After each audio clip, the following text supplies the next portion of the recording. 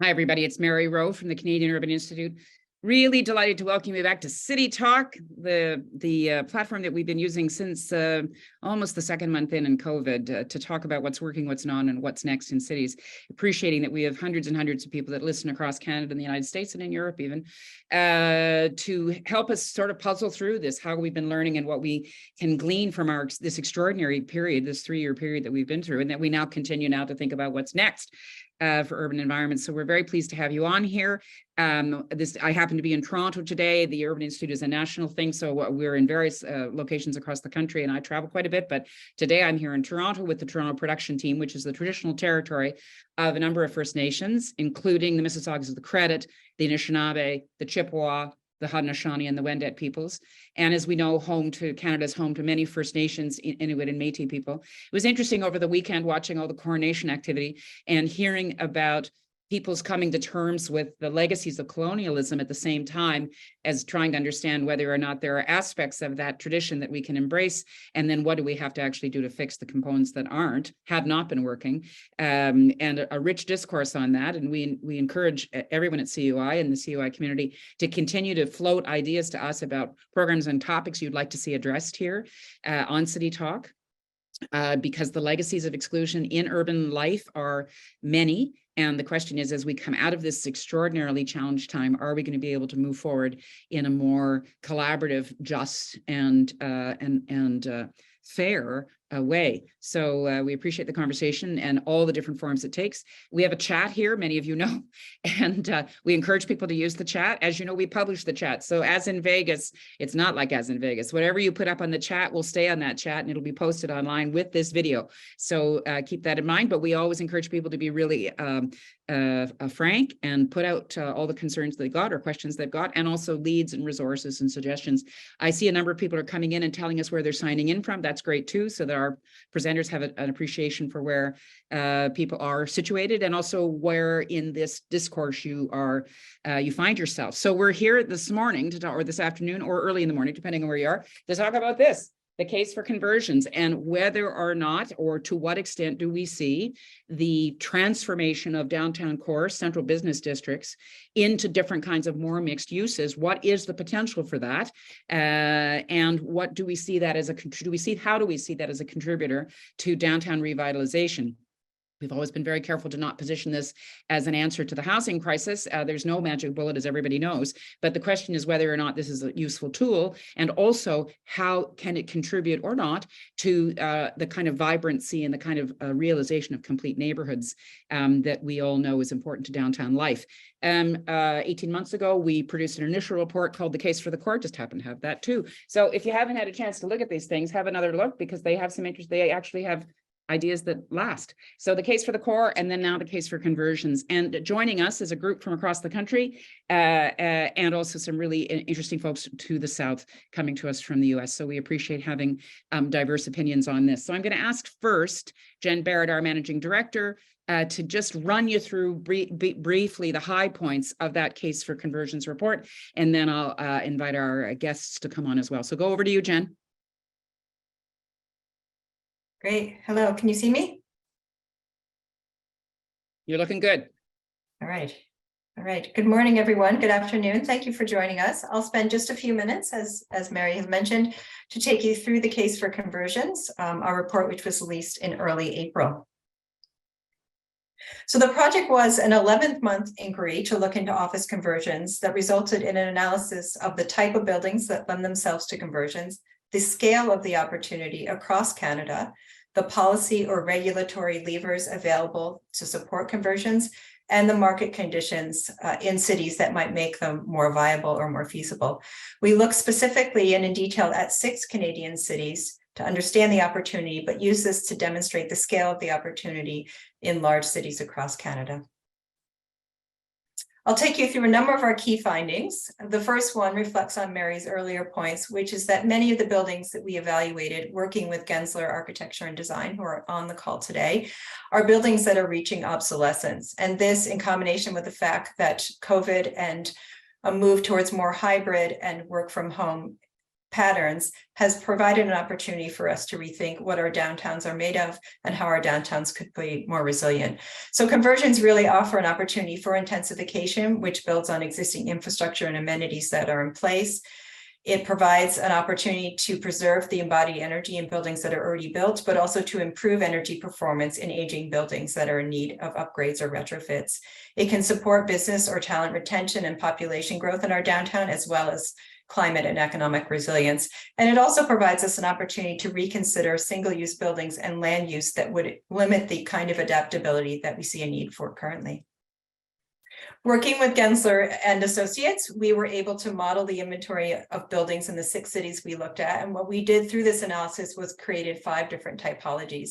And these are listed here from left to right in terms of the feasibility of conversions, understanding that the characteristics of each building are unique. And so these range from what we call brutalist or mid-century high-rise buildings that you see in many Canadian downtowns, several steel frame buildings, as well as low-rise buildings, which are prevalent in more smaller or mid-sized cities. And then heritage buildings, which are buildings that have been converted either from light manufacturing or office use into residential uses in previous decades. We also found that policy can make a difference even when the market conditions are strong. And by strong market conditions, I mean a high rate of office vacancy, as well as a high need for either acute or just general housing supply. And this means that by evaluating the market conditions, policy and program responses can be tailored to those. Those with softer market conditions would require more policy intervention. It's important to target buildings that have the right characteristics, not only the physical structures of the buildings themselves, but also the location, and that they're close to the kind of amenities and services needed by residents, but also that they're far enough from incompatible uses. Conversions, we found, can shorten the timelines for housing creation, and with adequate funding can provide an opportunity for the creation of some affordable or supportive housing. We also found that zoning that supports conversions as of right without zoning or variances needed provides a strong enabling condition for conversions to happen. And we also found that deterrents to demolition are important in order to preserve the embodied energy in the buildings that exist. And then finally, we recognize that policies must also ensure that we maintain a healthy office vacancy rate, that we do not want to end up in a situation of overcorrection where we lose necessary office space in our downtowns. Working with our evaluation, we were able to scale up the number of units, housing units that would be possible in cities across Canada. With the 6 cities we first evaluated, we found an opportunity for 4,000 to 8,000 units. And then if we add 5 large cities, including Calgary, Vancouver, Edmonton, Montreal, and Toronto, that grows to between 18 and 22,000 units total. And finally, we propose that there's a value proposition for a diversity of stakeholders. This means for all levels of government, there is an opportunity to realize policy goals, whether this be housing or climate resilience, as well as downtown intensification. For the private sector, including developers, building owners, or financial institutions, conversions can provide an opportunity for a diversification of a portfolio or for a new type of portfolio that provides a mixed use in buildings and within our downtowns.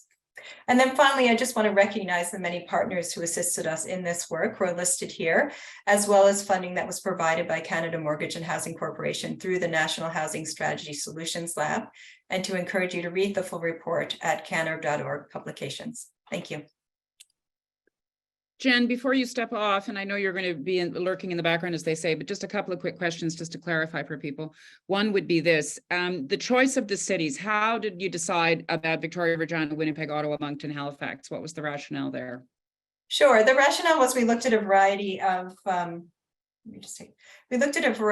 data in a number of cities across Canada, and we evaluated those with high levels of office vacancy, those with either high levels need for housing or a very acute housing need, whether that be affordable or supportive housing. And then we also looked at a variety of factors, particularly policy, enabling policy. So we got at that through 2 mechanisms, one looking at the policies themselves, but also looking at the number of conversions that had already happened, which suggested that the conditions were in place to enable conversions to happen. Yeah, I mean, I think that the point here is that, and we're going to get into this, I'm going to ask everybody else to turn their cameras on because I can call on you shortly. So if the other gang can just put their cameras on so people can see you. Jen, one of the things that I'm anticipating we'll cover in the panel discussion here is the naysayers, the skeptics who say, oh, it's too difficult or it's too whatever. And I appreciate that part of what you tried to do here was just look at the, as we used to call in the biz, the positive deviance. There are some examples where it's actually happening. Why is that? What were the conditions that allowed it?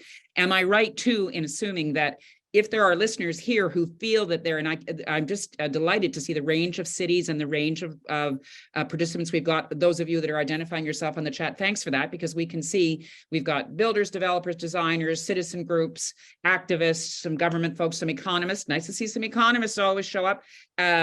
So if people want to do a deeper dive in this, they can get in touch with us, and then we can figure out what the process might be to actually do a deeper level analysis in key cities, right? Because you only did, you just got it started with those three. Okay. Yeah, and our report, I didn't refer to it, but our report includes a toolkit at the back, which is really kind of a method for other cities or stakeholders to take themselves through a similar process to what we did to evaluate the opportunity. Right. And again, you know, this is not simple and it's not the silver bullet, but what we're suggesting is it should be part, as you suggest, an important tool in the toolkit. Thanks, Jen. Stay on for as long as you like. I know you'll be lurking in the background and we can call you back if we need you. Stephen Painter's coming with us. Gensler was involved in the early days of this, and Stephen's firm and colleagues participated in the actual creation of the work. So Stephen, I'll go to you first to give us just a couple of minutes, an overview about your perspective and the work that you're doing in the field on conversions. Nice to see you. Yeah, good to see you, and thanks for joining, everyone. So I'm Stephen Painter. I'm a partner at Gensler. I'm actually based in Toronto, but for the last 3 years, I've been doing these studies and these conversion analyses across North America and parts of Europe as well. So in the last 3 years since we first started this, just before COVID, we've analyzed over 800 buildings, and we've worked with nearly over a dozen cities and about 500 individual developers and stakeholders too. So we've done that with a really kind of data-rich approach. So obviously I couldn't sit down and design 800 buildings. So we've done that with a data-rich approach, which has led to this understanding of how these projects can function, how they impact cities, and how they actually impact the population of downtowns to encourage that vibrancy that we're looking to bring back to most of our downtown cores. You're muted, Mary. Sorry, thought I unmuted. This is a work in progress, right? So that's part of the, I think, the narrative that we're trying to generate here is that you take an inventory, you see where the potential is, and to use that horribly overused phrase, where's the low-hanging fruit? Are there some tests that we can start and be able to evaluate and then see whether or not it's worth pursuing? And if so, what's the typology that makes most sense? Yes? It's an iterative thing. It is iterative, and what we've found, to your point about the naysayers earlier, is that actually when we get into this, when we study the vast amount of buildings, and we did 14 million square feet in Calgary as an example, that both is true. The naysayers are right. A lot of the buildings don't work physically, and the kind of people who are more positive about it are also right, because about 30% of the buildings we study make great conversion candidates that lay out beautifully for residential units that really can add a lot of diversity to your mix of use to a downtown. So, not that I'm just trying to placate everyone, but, both sides are right.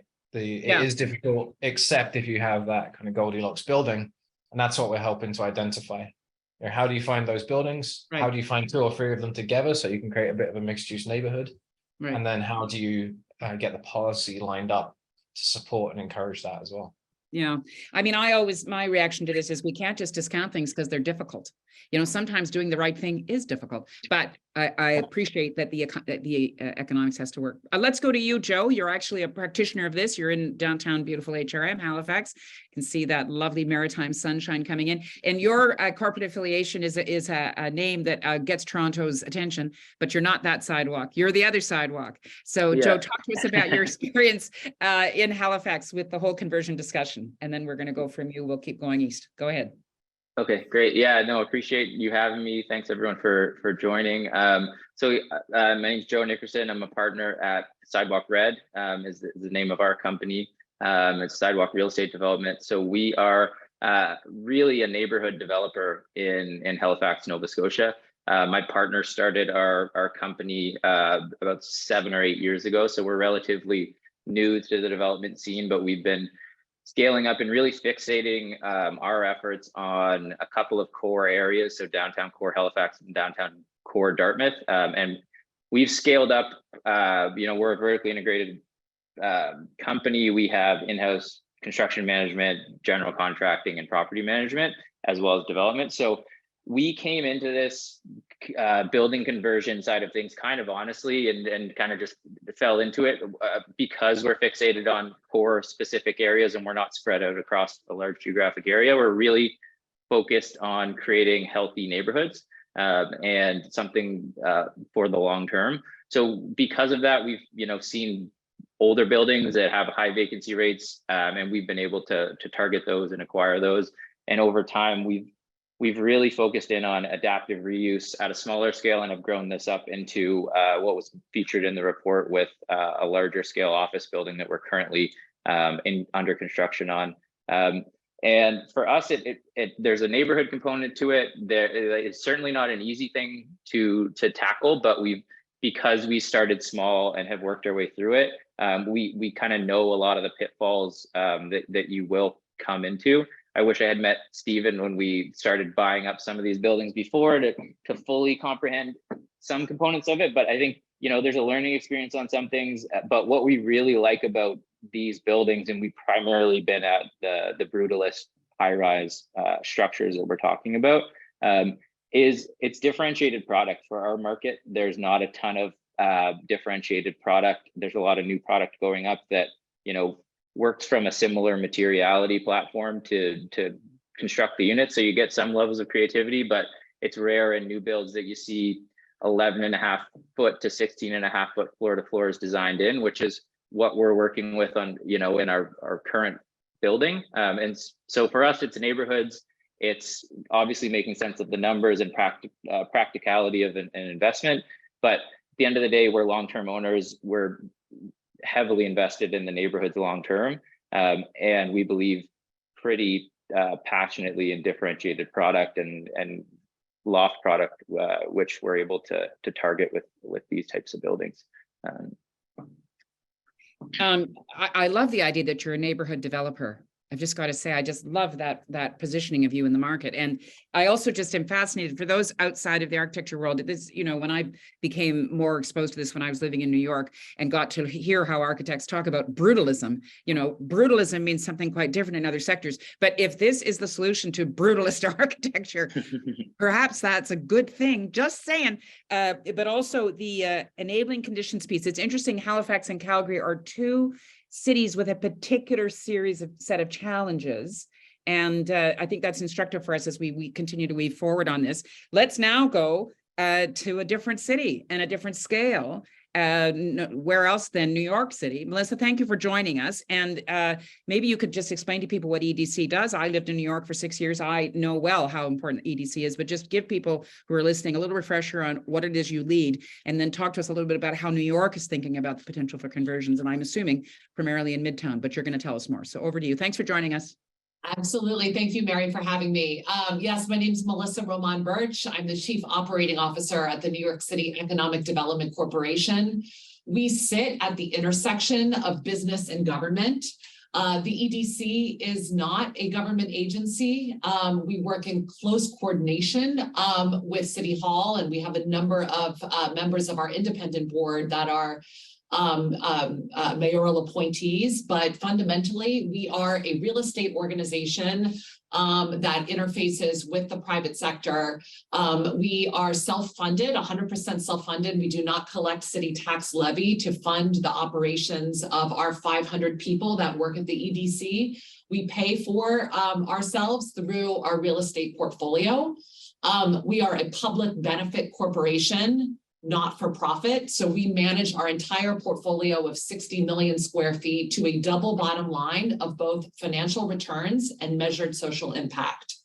In particular, on the topic of office to residential conversions, and because of the role that we sit sort of at this intersection between business and government, we were tapped by City Hall, by Mayor Adams, working in partnership with Governor Hochul, to put together a report right at the beginning of both of their administrations, which started in January of 2022, to focus on how we strengthen New York's business districts. And this report, called the New New York Report, was put together with the leadership of two deputy mayors, Dan Doctoroff and Richard Bury, as well as with a sort of a blue ribbon panel of 50-some activists, neighborhood developers, real estate developers, business, civic leaders, academics, a broad coalition of folks that came together and over a series of 6 months came out with 40 recommendations that are truly New York City's roadmap for its business districts over this next mayoral term. It's also informed our legislative strategy relative to both things that we want to accomplish at the city level, but also that are sort of controlled and dictated at the state level. One of the 40 recommendations has to do with office to residential conversion. And I want to second the point made that this is not the silver bullet, but my goodness, this is a critical tool that we think there is a real moment in time right now that we need to be focused on how we create the right legislative framework to give more flexibility for the real estate community to respond to how to repurpose and adaptively repurpose office buildings. We think that from a supply side, there's about 90 million square feet of vacant office space in New York City right now. That's out of about 450 million total square feet that exist in Manhattan. And we know that some of that office space needs to be modernized and it needs to stay as office, because we need excellent, phenomenal office buildings that will attract innovation firms, attract the best talent.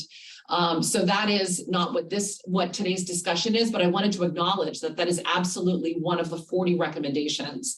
As we think about office to residential conversion, we also acknowledge that there's an opportunity to enable more buildings to convert.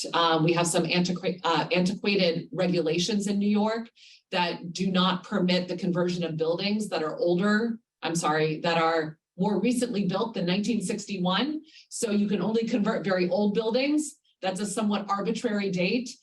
It's different in different geographies, but for most of the city, it's 1961. And it's just one of the many outdated regulations that we are seeking to update, that we have to work through our state legislator in order to allow a wider swath of buildings to qualify for conversion.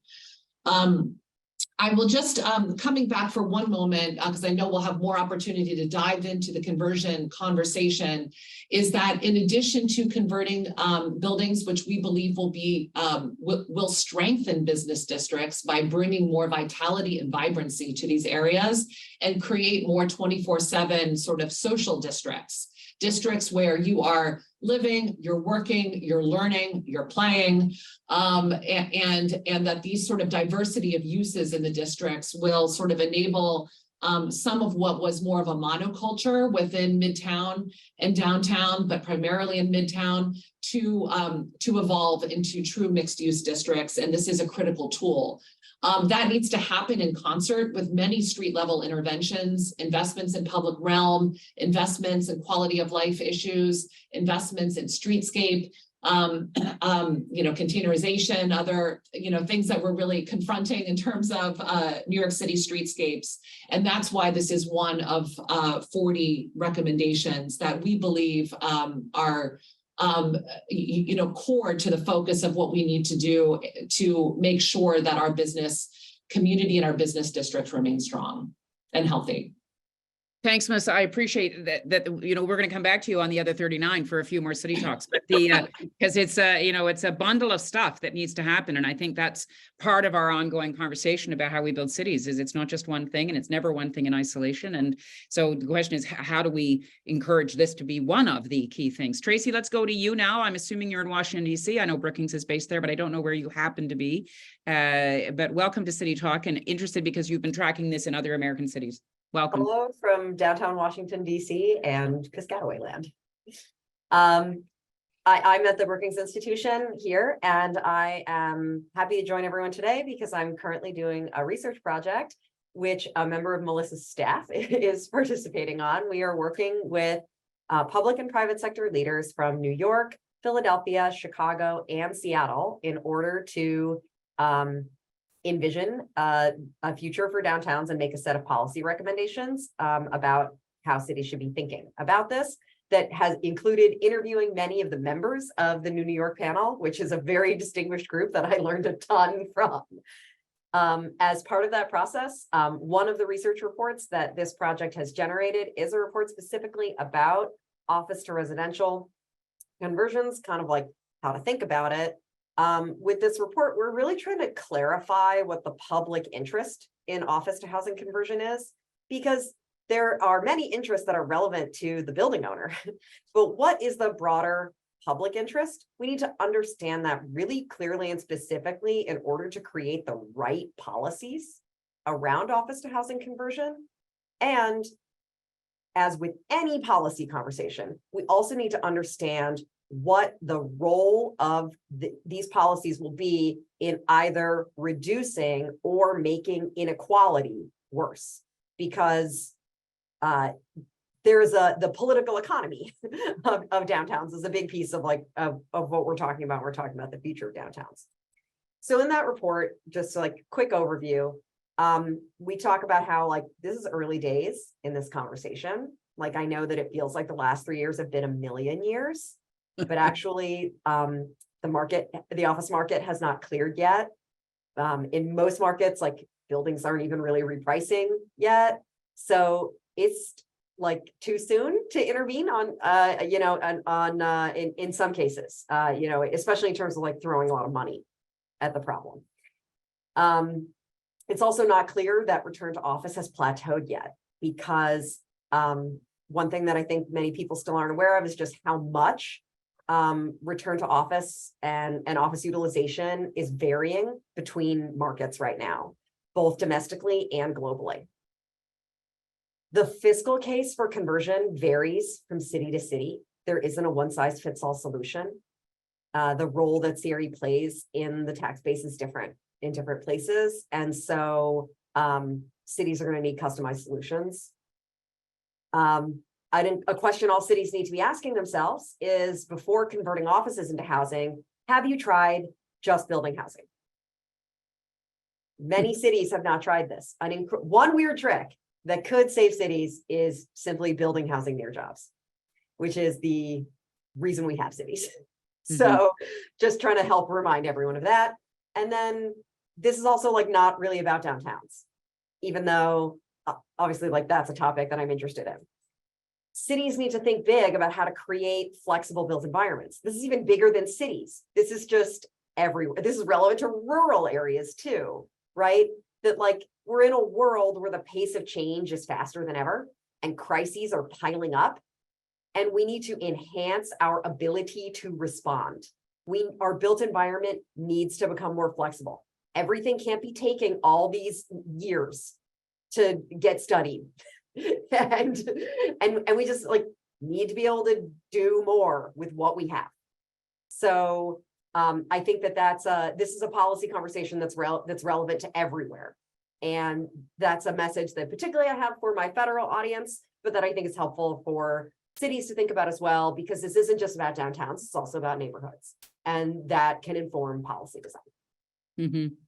I appreciate, the notion that we have to expect more from our buildings, that they can. And in Europe, they have over hundreds of years evolved into different kinds of purposes. And you see it, once you see it a gazillion times. Something that was a school then becomes a faith place, and then becomes a community gathering. And then it comes back, 60 years later, it's something else. So as you suggest, this idea that the life of a building and the flexibility that we want to see, that's a good, very important point. And that we shouldn't really be building anything for single use anymore. I guess that's the challenge, right?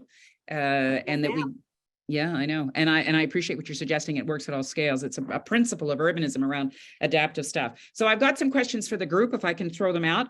Let me just say this question about what is the public interest, Tracy, that seems to be framing your report. Melissa, do you think about that much? I mean, in terms of how do you see the commercial sector serving the public interest? Have you thought about that? You guys must live with that all the time. Yeah, I mean, it's a great question, and one that we do internalize very much as the Economic Development Corporation. We are thinking about how we grow the economy and we create jobs. But, we're also thinking about what it means to, to be able to sustain this pace of job growth. Part of how, we are in an affordable housing crisis within New York City. I don't think that we are alone in that, but I did just want to make that clear that it is a decades crisis in the making.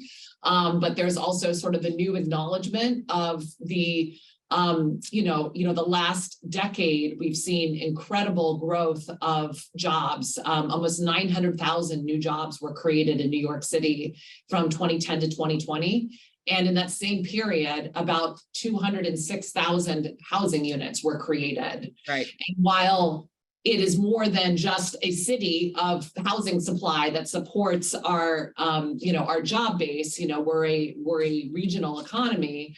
Those are just New York City jobs. And there has been a mismatch in the type of growth and in many restrictions that have prevented more housing production to occur.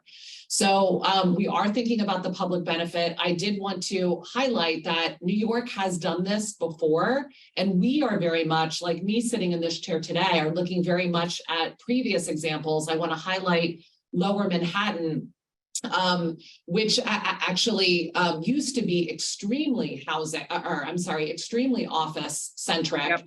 And in the late 90s and early 2000s was already confronting high vacancy rates in office because that office stock was really becoming obsolete and non-competitive with newer office supply in Midtown. There was a tax abatement program that was put into effect called 421G.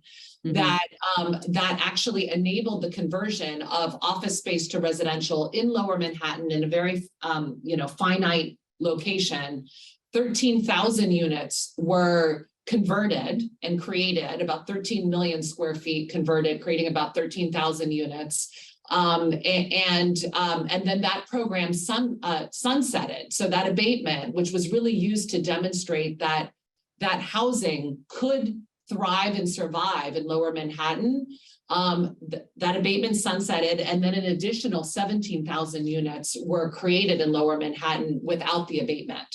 So I think that this question about public benefit is also about sort of public use of resources and how we are thinking about tax incentives. When the market interventions need to happen and when we think we need to, I liked your commentary, Tracy, about we're still in the early innings and we are seeing that the market right now is on their own converting office to residential. We're seeing examples of that. Right. However, none of it is happening with affordable housing. And so a big part of the debate that we're having right now, as we think about our legislative actions, is do we want to introduce abatements to incentivize the creation of conversions with affordable?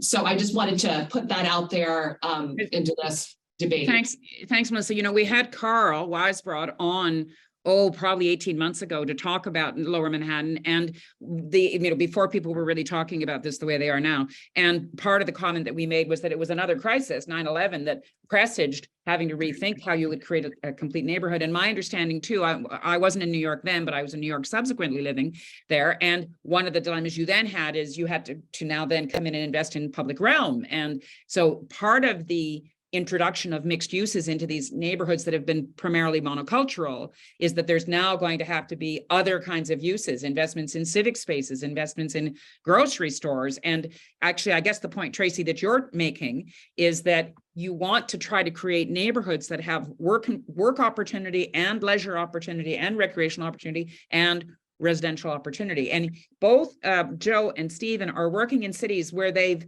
had to kind of come to terms with this. Stephen, I want to go to you because Calgary has become kind of the poster child for this because you've had empty office floors for almost 10 years in that city. So was there was there a more of a sense of urgency there that they had to repurpose and that those spaces weren't going to fill up anytime soon, right? Yeah, absolutely. If you look at where Calgary was in 2019, so pre-pandemic, they had a vacancy rate of 32%. And if you took sublease space into account, it was over 40%. So Wow. they were ahead of the curve in a bad way. Yeah.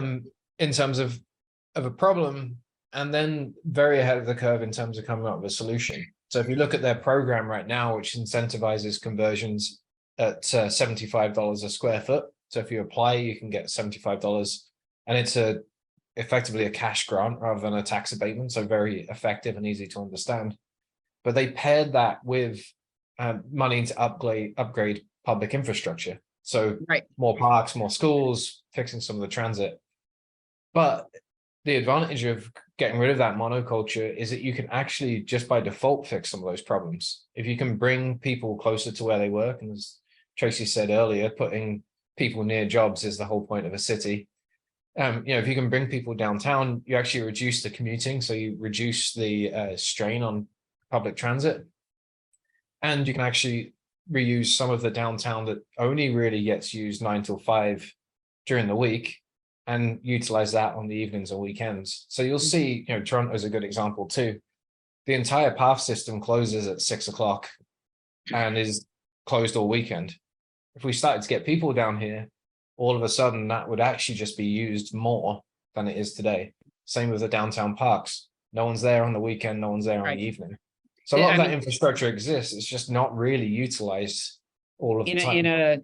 In a 24/7 adaptive way, exactly what Tracy was getting at, that we have to have flexible spaces. Just for people listening who aren't from the center of the universe, aka Toronto, the path is an underground mall basically that creates a walkway that creates the connections between the CBD, and it was populated prior to COVID with all sorts of little shops and different kinds of things, and then all of that went away, and now it's having all sorts of struggles. And in other parts of the country, they're called plus 15s, or they're located, they're connectors, forms of connection that build from building to building.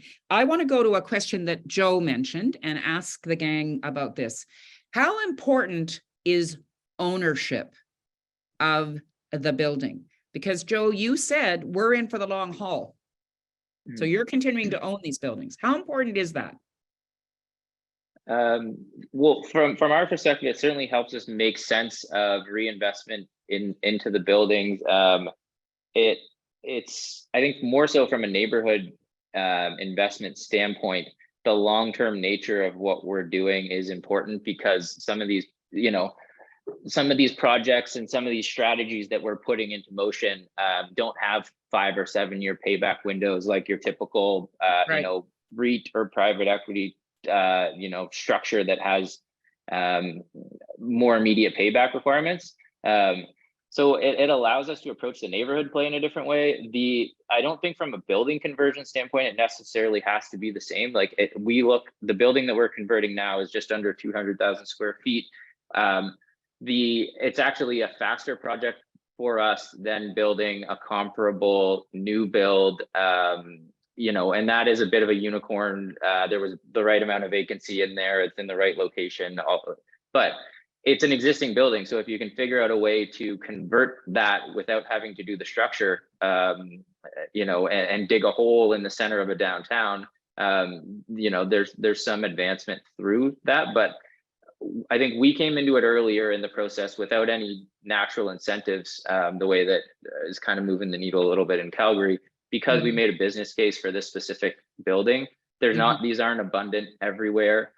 This was one that we sourced off market because we identified it as an opportunity, and the pound for pound rate of doing it made sense. But it's still it is not, I think it's a supply demand constraint that we're running into here as well. But if you also, you as the developer, the owner developer, are in essence providing patient capital.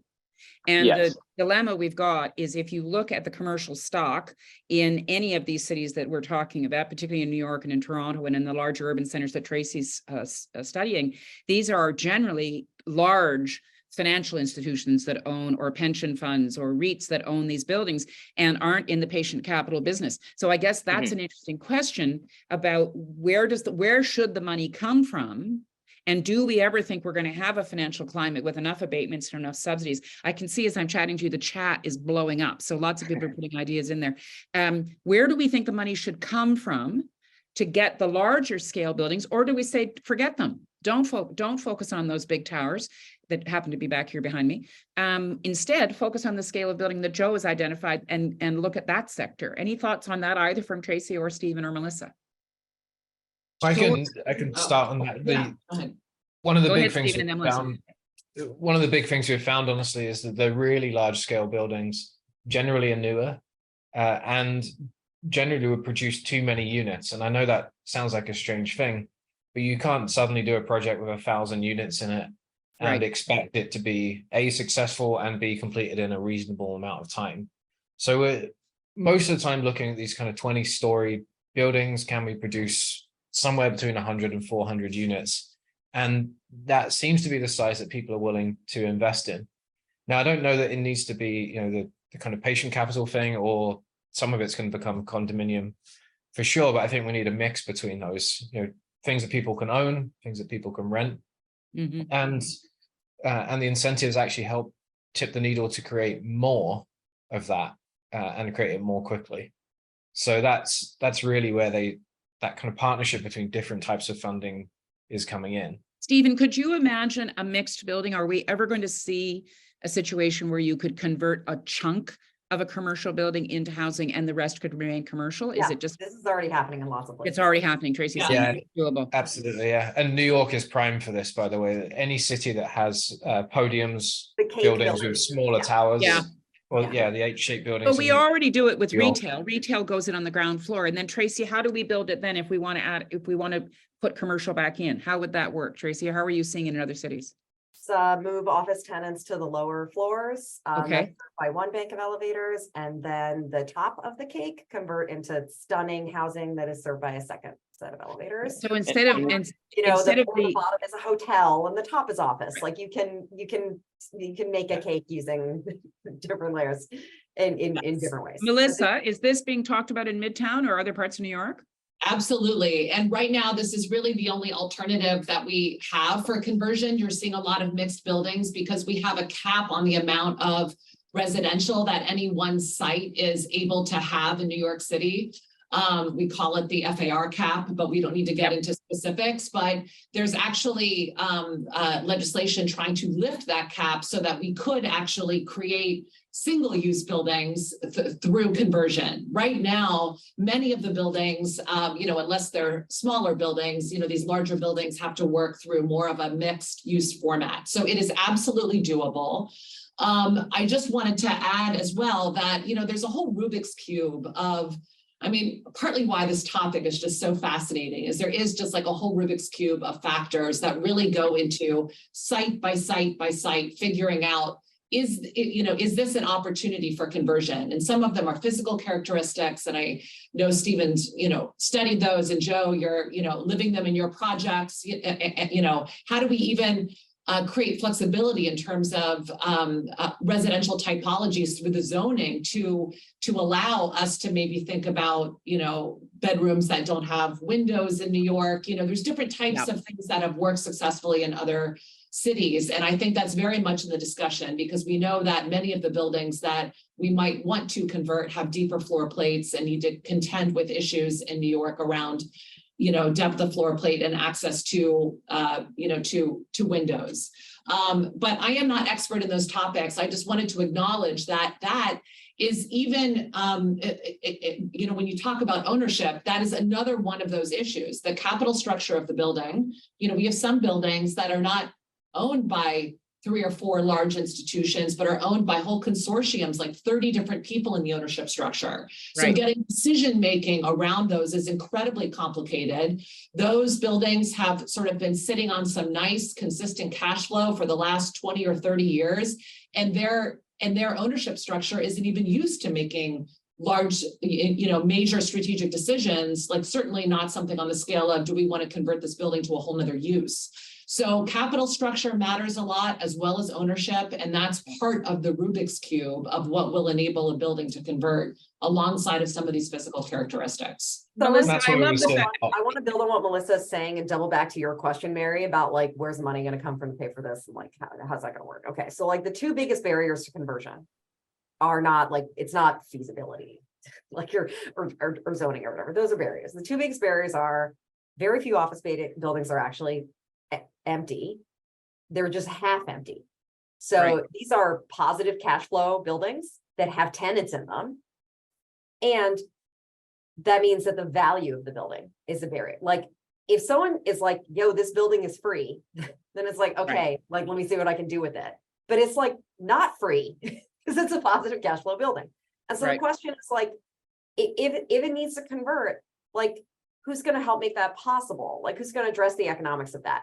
And that is not a public sector role alone, right? Like what unlocked a lot of conversions in lower Manhattan was also like buildings either falling into foreclosure or the owners finally admitting, wow, this thing's really not worth what I've been like saying it's worth all along, and repricing.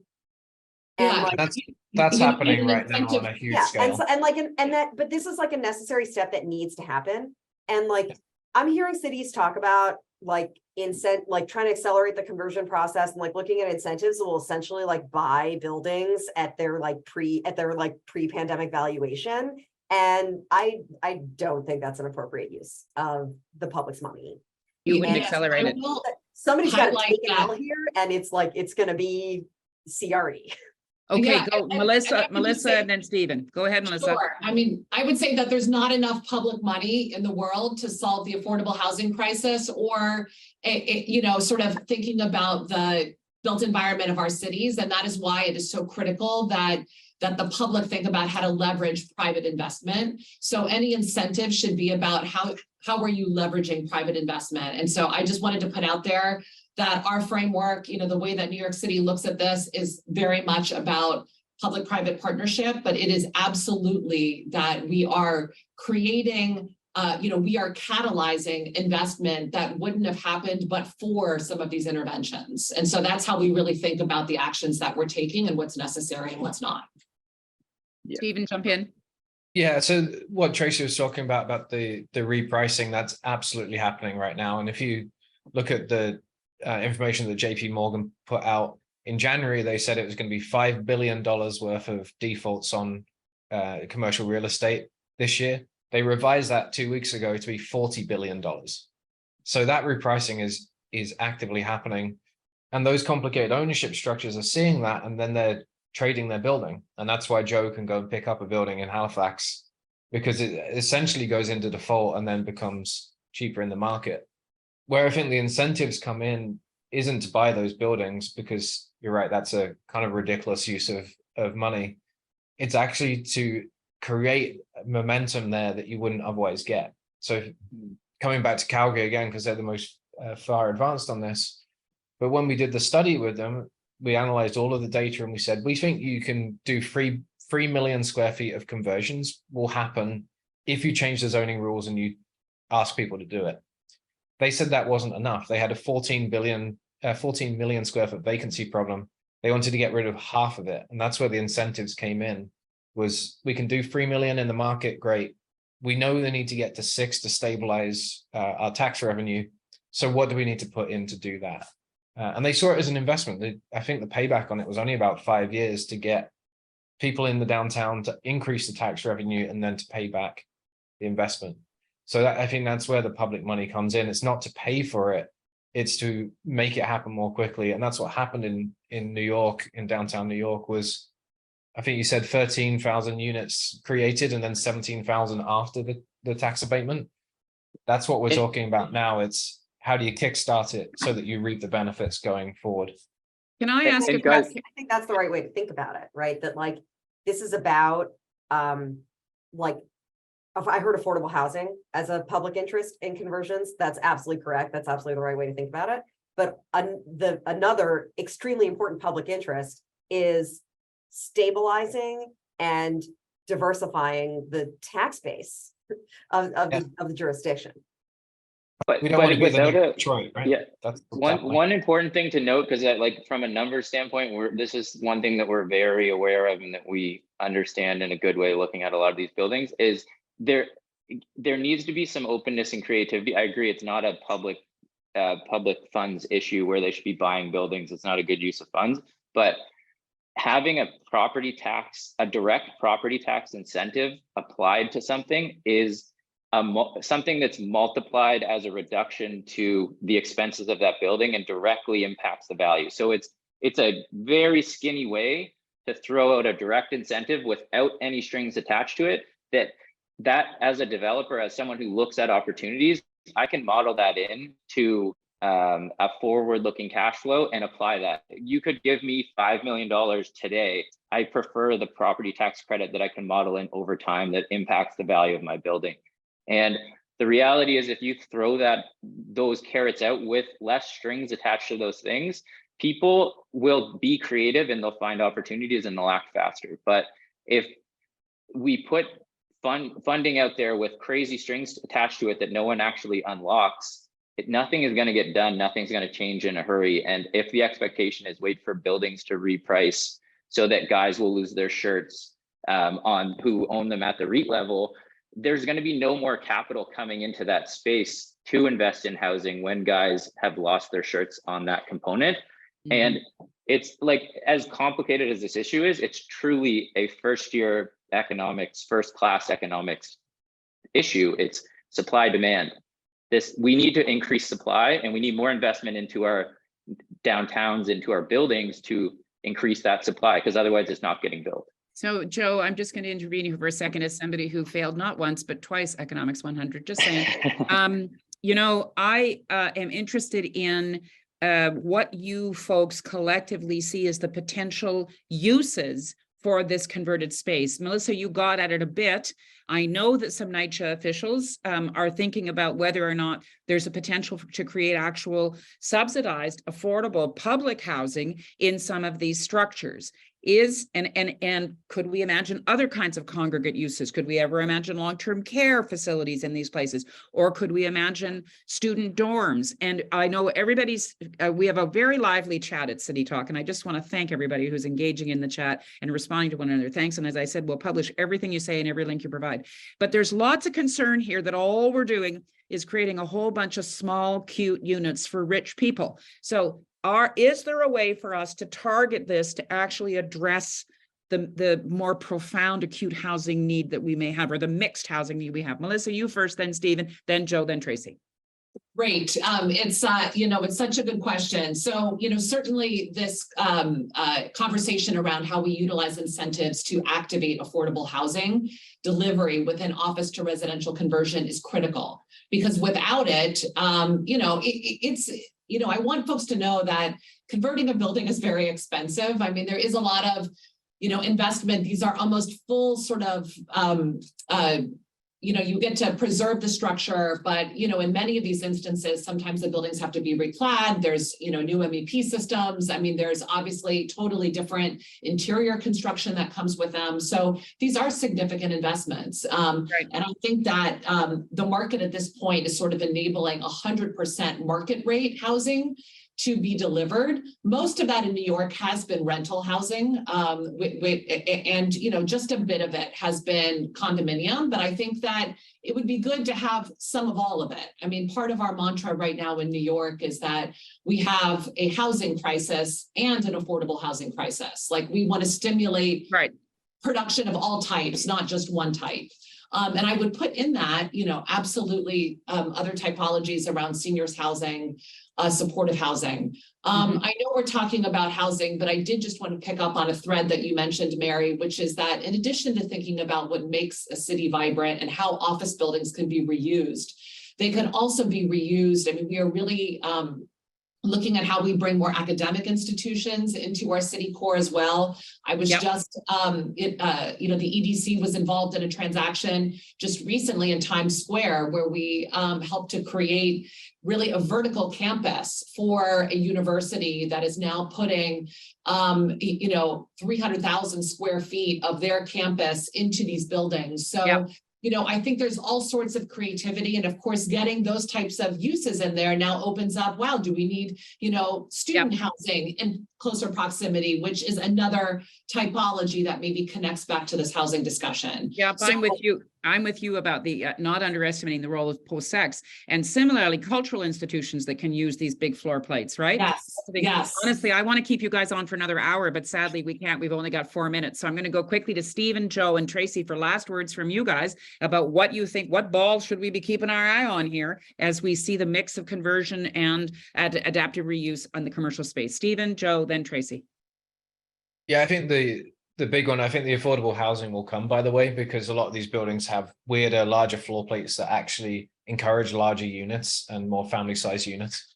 I think that the next big wave that we're seeing, and I know CUI has looked at this as well, is what happens when you combine the need for housing and the need for the office vacancy with what we're seeing in terms of sustainability credits and local law 97 in New York, and what's happening across Canada with that money coming in. This new stock of housing we're producing should be the future of housing. It should be the net zero buildings. We've got to reclad these things. We're going to reuse the concrete structure and save all of that carbon, which is about 2 million kilograms per building. Then we should be thinking this isn't a now problem. This is what we're doing for a 50-year issue here. And New York is very prime for that because of what they're doing with local law 97. The rest of us should be doing that too. Multi-solving. Joe. Yeah, I'll try to be quick too. And so for us, or for me, I think it's anything that we can do to spur supply, keeping in mind the dynamics and health of a downtown. We're very focused on mixed use. I think it's critical that you don't just try to fix the problem all at once, but you create open incentives that people can work with without a million strings attached to them to try to re-engage investment into downtowns. And I think with supply, affordable housing will come. But if we just try to fix the affordable housing issue in isolation, it's going to filter down to, filter up to the other rents in the market. It's expensive to build building. It's just a fact. And that's kind of where we're at. So anything we can do to help move the supply needle, I think, is the only solution to getting us there. Yep. More. Last word to you, Tracy. So office to housing conversions aren't going to solve the housing crisis. These are not actually meaningful amounts of supply. This is the case for this is like a placemaking case about creating whole neighborhoods and so it's just want to be clear about that right off the top. And so as cities think about making conversions easier, which is a good thing to do, financial incentives to do that should be paired with regulatory relief to make the built environment more flexible. It's not okay to throw money at a problem without also trying to fix the problem. Right. Which is something that cities do a lot. So just make it easier to build new housing in addition to making it easier to convert things into other things, right? It's not just offices and housing. What about dead malls into offices? Everything needs to be able to change into something else and just make it easier to do that. And then I think that this is bigger than downtown.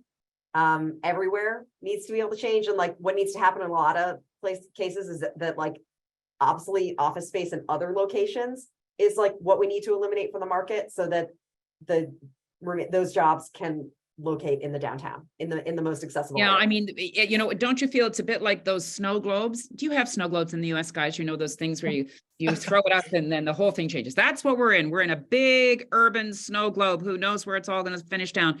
Thank you for joining us, Melissa, Steve, and Joe, and Tracy. Very much appreciate you sharing your expertise, your perspectives, your hunches, your observations. We're all about the real here and what's the possibility. We're about people, place, and potential and what is possible. We have 2 City Talks coming up in the next couple of weeks. One is on placemaking with the Healthy Communities Initiative. You'll see in the chat, it's on the 18th at 1:00 Eastern about placemaking and making the case for placemaking, which Tracy just suggested convergence is part of.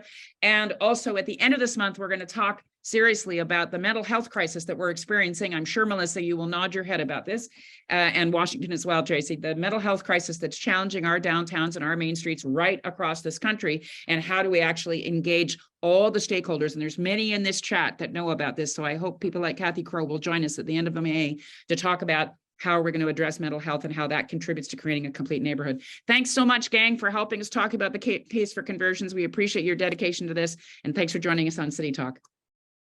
Thank you very much. Good to see everyone. Thank you, guys. Bye, everybody.